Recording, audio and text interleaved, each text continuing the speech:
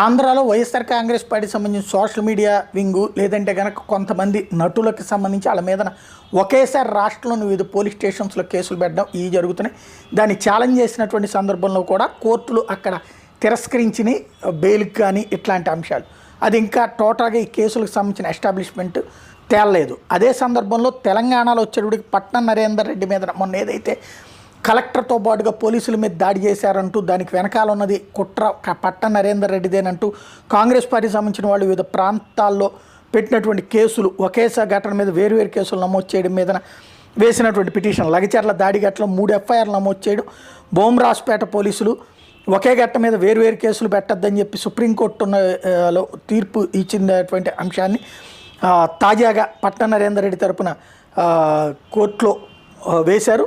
దాని మీద రాష్ట్ర ప్రభుత్వం తరపున రేవంత్ సర్కార్ ఏఏజీ రజనీకాంత్ రేవంత్ సర్కార్ తరపున